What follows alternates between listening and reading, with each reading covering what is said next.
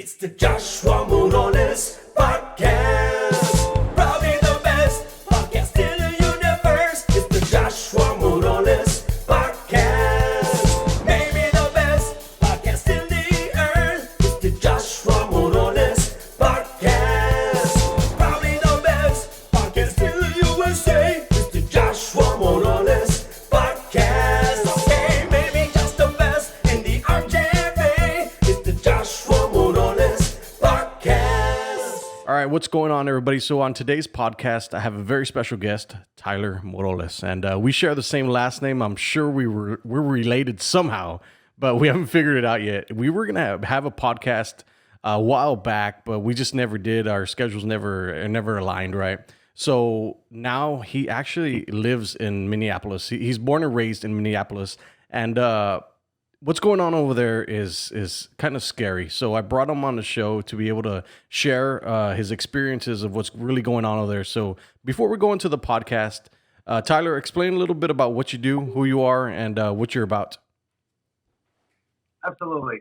Thanks for having me, Josh Moroles. I gotta say, you're in South Texas. My dad was born in South Texas and far, so I think there has to be a connection somewhere with such a rare last name. I'm sure. And also, we kind of look alike. Not kind of, so.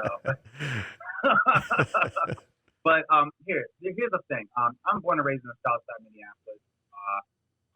My high school is literally 3 blocks from the third precinct, and I go on that train stop all the time from my gym to work downtown. I mean, that area is so close to my heart.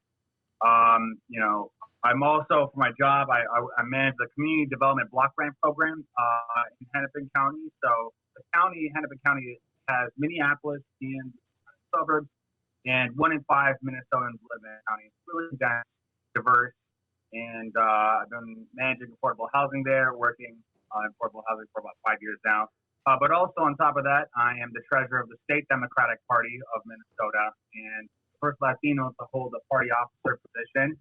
And I'm really involved in the Latino comunidad. And my wife is the vice president of the NAACP of Minneapolis. Okay. And so, needless to say, she has been busy nonstop. If you think I'm busy, she's busy. She was just on the phone via Skype call with ABC Australia. Wow. And then DW News in Germany and the Turkish News. So she's getting international interviews, and it's just been hectic. Hectic is all I could say. It's an insane time. We're going through the coronavirus, and we went through a period of isolation, and then this happens. I mean, what are you seeing over there? Man, I don't even recognize my own community. Wow. And so to give you perspective of the history of the city in some places where there has been first, I'll talk about the Cup Foods. Cup Foods is where George Floyd was murdered by the police. And Cup Foods is on 38th in Chicago, not far, almost a little over a mile from where my house is. And that has been, a pivotal cornerstone, corner store in the Black community in the South Side of Minneapolis. And police presence has always been there in that area, always monitoring the Black folk and people of color coming in and out of that area and that corner store. And there's a lot of Black-owned restaurants there. And, the death of George Floyd has been something that is kind of just the straw that broke the camel's back. Minnesota has one of the worst racial equity disparities in the country when it comes to wealth, when it comes to jobs, when it comes to income, when it comes to educational outcomes, when it comes to criminal justice outcomes. Minnesota is some of the worst disparities because white folks here are doing so well, and people of color are relatively new to the area. But some have been here generations, but it's wealth has not been developed here, so you have a huge income gap. And then the third precinct, I was a child. I was young when they first built the third precinct, and that area on Lake Street was kind of a hood, but it was, everyone still loved each other. It's like the hood that, people, and then they put that precinct there to kind of occupy and watch folks, and they have been kind of really operating there in some surveillance type of method, and not have been community policing for a long time. I'd say maybe almost 15 years plus. And so what happened in the third precinct and what happened with protesters there, I'm not surprised because that has been a long time coming. Long time. So I'm assuming that this whole thing that happened has been going on for quite a while, even before this. Well, you look at the case of Philando Castillo and Jamar Clark, both killed unarmed black men in the Twin Cities. And when you look at the racial disparities of people of color, men of color specifically, being killed by the police, there is a long history of that here. Over almost 200 people have died by police hands in the Twin Cities.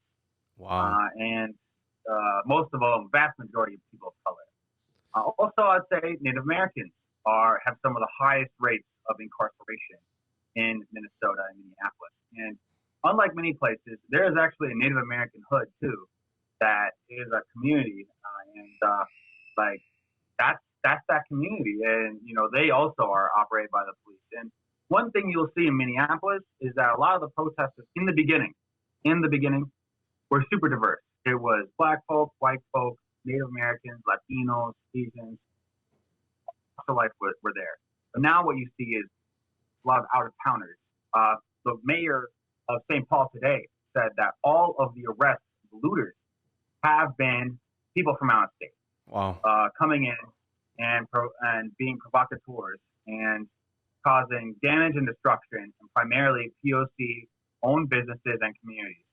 And I sent you several pictures before this interview to show you from my phone and from my friend's phone what the devastation looks like from the ground. So explain to us what we're seeing, because you did send me a few pictures, and I'm actually going to show them right now. So show me the first picture, which is, it looks like they're just buildings burned down, man. That's actually the community that you're in, right?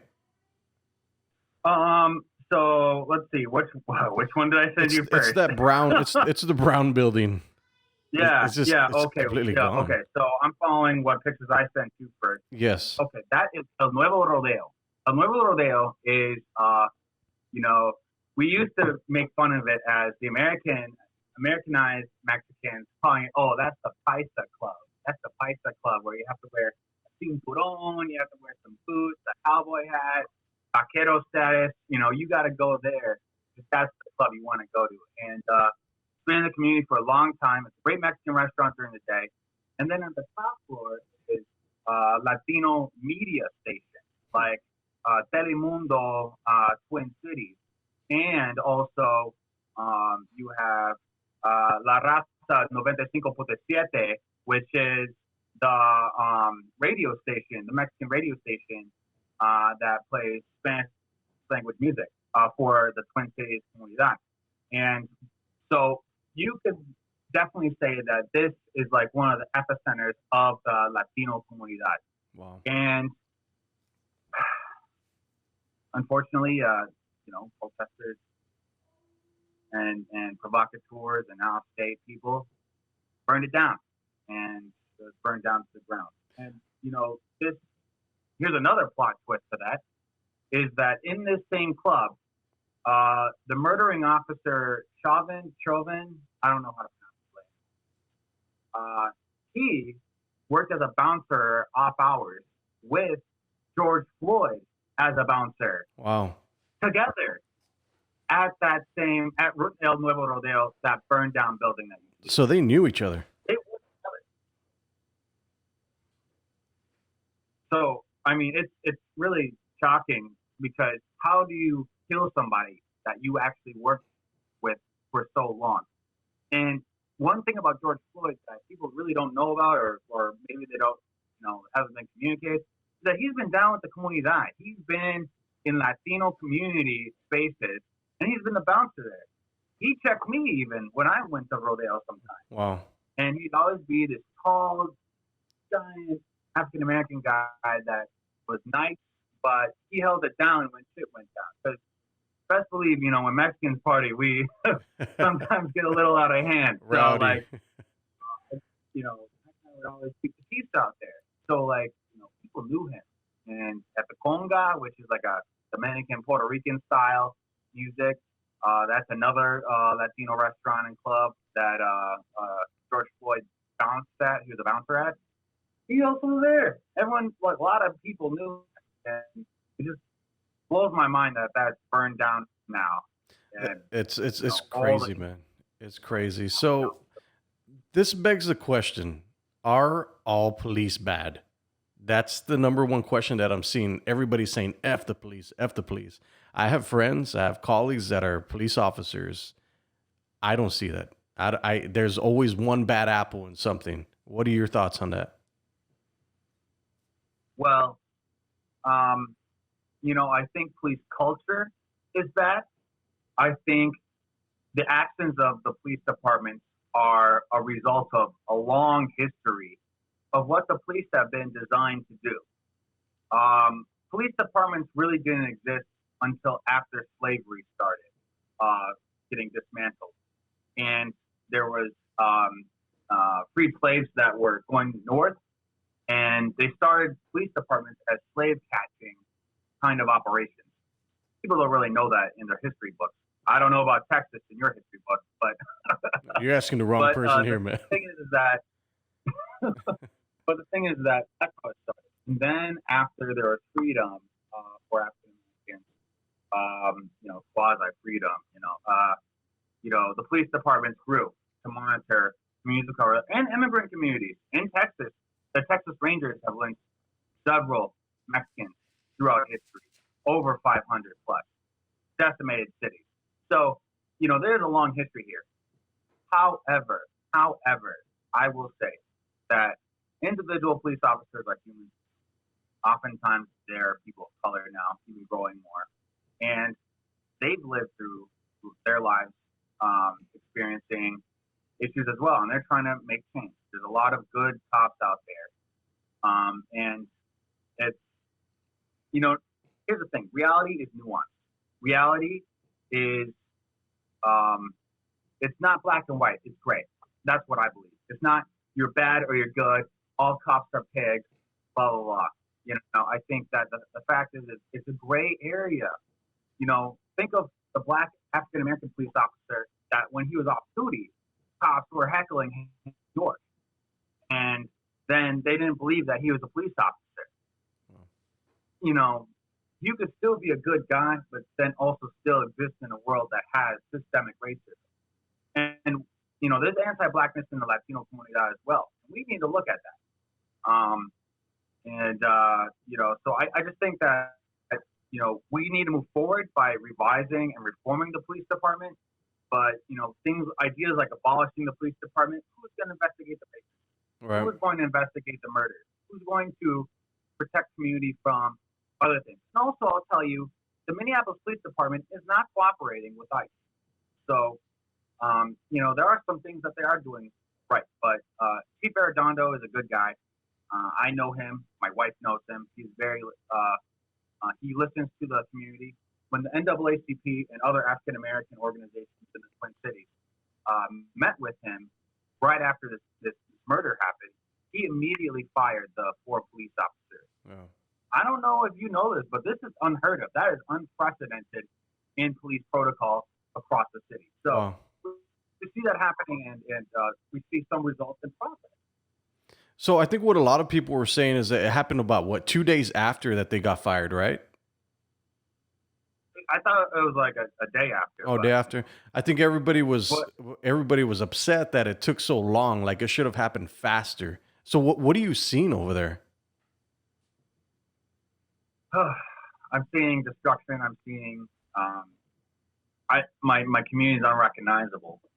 So we could talk about even some of the other pictures I sent you. Yeah, definitely. What do we got here next? So okay, you have some burned buildings here today. I don't know what that is. I'm But see- then there, I'm also seeing a burning a gas brick station. building that's been boarded up and has a sign Carboni close to it, and people are mailing stuff. You see that one? Yes. Yeah. So okay, that is 2 blocks from my house. Wow. South, further away from the epicenter. And it's a wine shop called Court Court.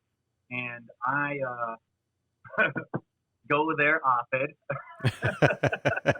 And, it's a staple in the community. I'm a wine connoisseur. I love it. And they're a local business that started here probably 5 years ago.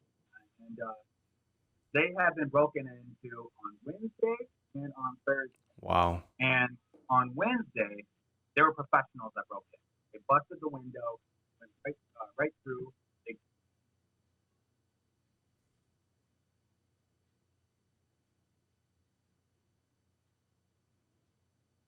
I think you're freezing up there, Tyler.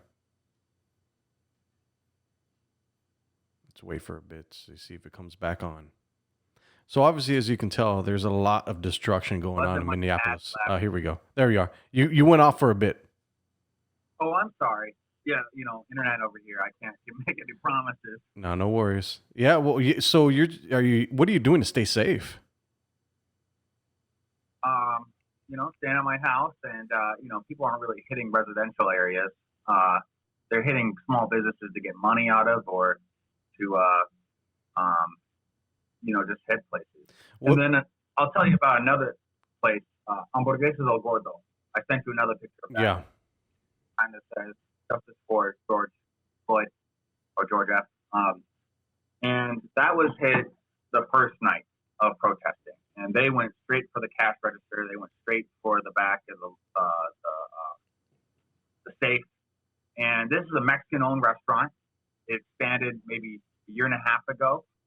They were doing so well here that they actually closed down the St. Paul location to focus all on here. Wow. And it's just devastating. Just devastating. So what do you feel about those people that are saying, well, they have insurance. Who cares? Who cares? They have insurance. That's going to take care of it. What are your thoughts on that? Again, this world is not black and white. This world is not, easy answers all the time. It's not just simple, yeah, they're all corporate, whatever, fuck them. Yeah. Sorry if you can't say that. No, you can. Okay, cool. So it's not simple like that. It's complex.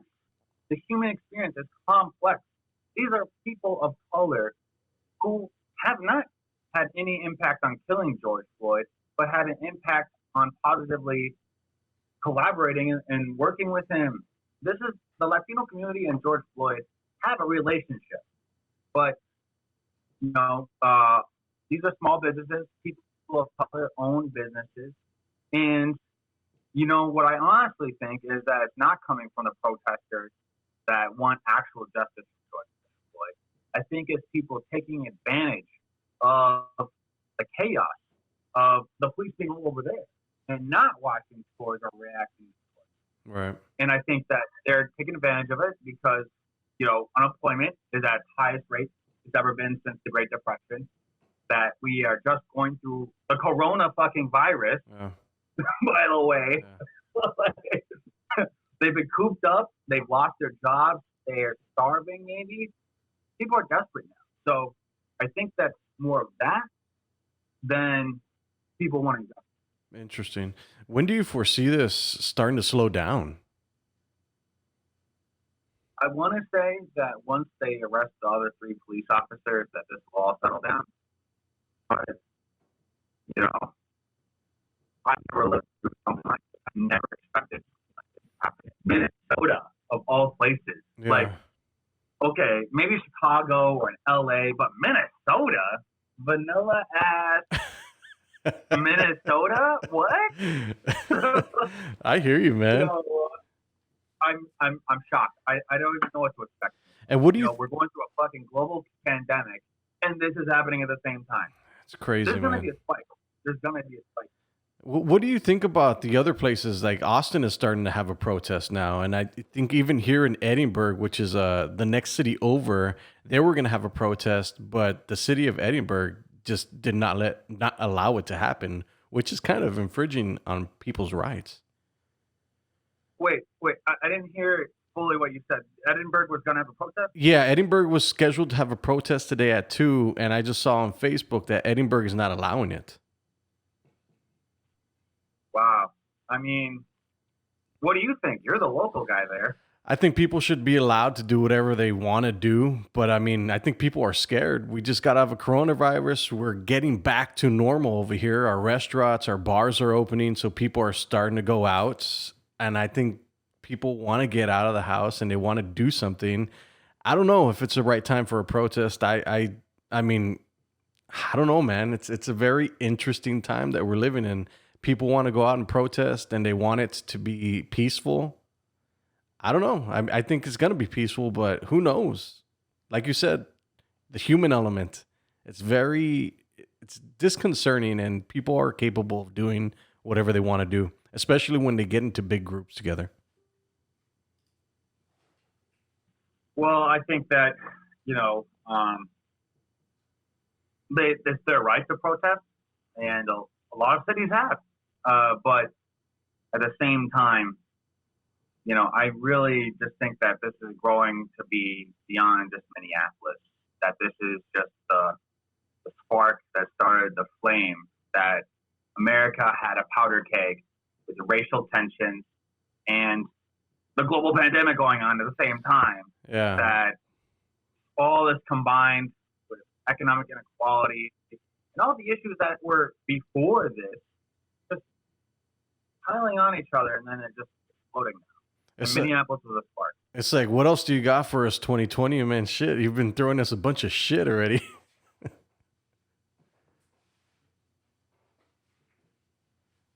Tyler, can you hear me? I think your internet. There you go.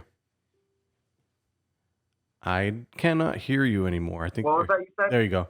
I was like, what else can 2020 throw at us? I mean, shit, we already have a pandemic, and now this. What else is coming, man? Like, shit. Man, I don't know. Like, what's also crazy is that, like, I have a friend that works at UPS. He delivers. And he said that some people, when they were delivering, got guns pulled on them, got knives pulled on them, Wow. got punched. Because residents are on edge of, like, someone coming into their house and, like, looting. And so, people are on edge. And I don't even know I'm staying here to make sure that my house is okay. But Right. I don't know, man. Well, Tyler, I hope you stay safe, you and your wife and the rest of your family. Thanks for coming on the podcast and sharing your experience about what's going on over there in Minneapolis. Any other insight that you want to share with us before we finish off the podcast? Well, I will say that, we've had a long time where the warning signs were there. The protests all across the country. You have a laundry list of names that have been plastered on signs, on people's social media. You just change the name to another black person, and the history is there. Ahmaud Arbery, Philando Castile, Mike Brown, Eric Gardner, Sandra Bland. You keep going down that list, and you're going to have a list of pain. You're going to have stories, lost opportunities, lost potential, contributions to our society. And so, with all that economic inequality at its highest point, Wall Street getting away with looting the country, and activists really demanding equity and demanding a different type of world. It's all coming to fruition now, man. And if we as Americans and as a country don't come to terms with the dark history that we've had, with the economic inequality that is here, and the robbery that the wealthy and the few are taking from regular people like you and I, the longer this is going to go on, the more unstable we're going to be, and the worse off we are. So we need to keep fighting for more just society, a more equitable society, and a society that recognizes the tainted history we have with African Americans, with Native Americans, with Latinos like you and I, and many other communities. So, I mean, that's what I'll say. But, you know, at the end of the day, just wish me luck and Godspeed from over there. And, you know, just keep Minneapolis in your prayers. Everyone, Tyler Moroles, thank you very much, bro. Joshua Moroles Podcast. Talk to you soon. Probably the best podcast in the universe. It's the Joshua Moroles Podcast. Maybe the best podcast in the earth. It's the Joshua